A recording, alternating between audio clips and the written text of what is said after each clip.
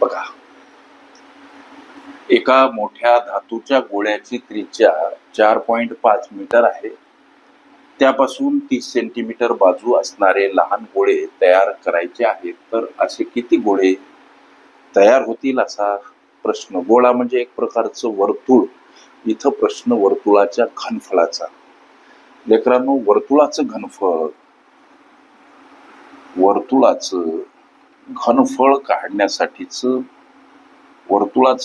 काढण्यासाठीच एक सूत्र आहे.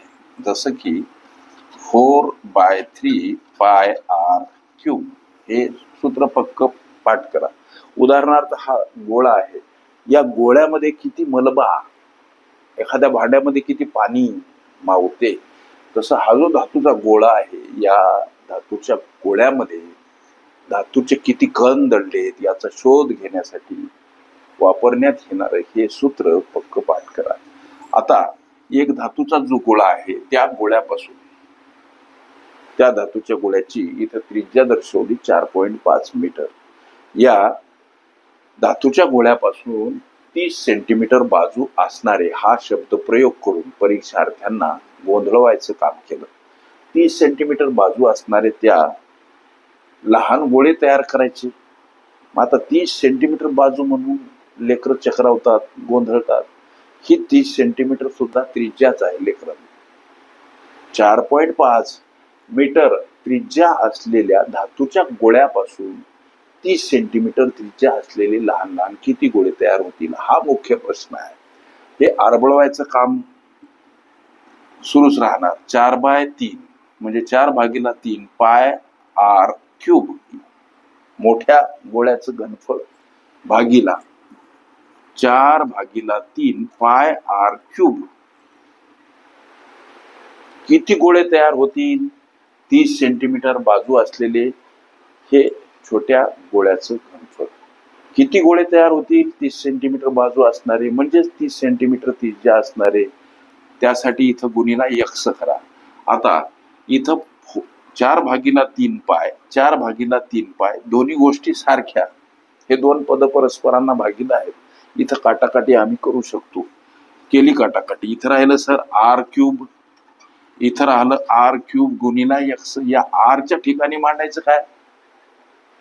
इथं हे मोठ्या गोळ्याचं घनफळ काढण्यासाठीचं सूत्र. मोठ्या गोळ्याची त्रिज्या 4.5 म्हणून इथं 4.5 आणि याचा घन करायचा. इथं r क्यूब म्हणजे जे लहान लहान गोळे तयार करायचे, त्या गोळ्याची बाजू 30 सेंटीमीटर. लेकरांनो, 30 सेंटीमीटर हे माप इथं मीटर मध्ये दर्शवलं म्हणून लहान गोळ्याची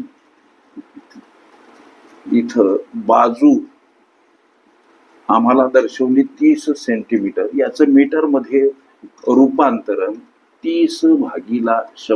शून्याला शून्य गायब. आता 0.3 मीटर ही बाजू मीटर मध्ये प्राप्त होते. म्हणून इथं 0.3 आणि त्याचा क्यूब म्हणजे घन, इथं गुणिला x.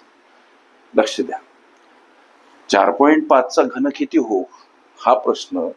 त्याचं उत्तर 91.125. 0.3 चा घन किती हो सर, तर 0.027 हे त्याचं उत्तर.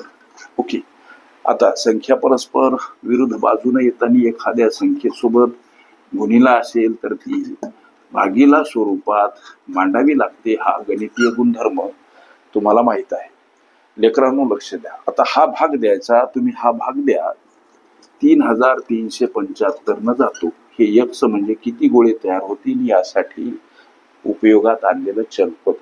ह्या सगळ्या क्रिया तुम्ही एवढ्या तातडीनं त्वरित ताबडतोब केल्या कशा सर? दिवसभरामध्ये असंख्य लेकरं प्रश्न विचारतात. प्रस्तुत प्रश्न संबंधीचं मनन चिंतन दिवसभरामध्ये आटोपलेलं असते.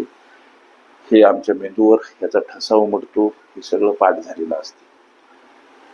असे किती गोळे तयार होतील असा प्रश्न. 3375 गोळे तयार होतील हे या प्रश्नाचं लेकरांना उत्तर.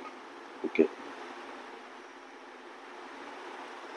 वर्तुळावरील उदाहरणे ही माझी प्लेलिस्ट अवश्य बघा. त्यामध्ये विविध स्पर्धकांनी विविध अंकांनी विचारल्या संभाव्य अशा असंख्य प्रश्नांचा सराव तुम्हाला करता येईल.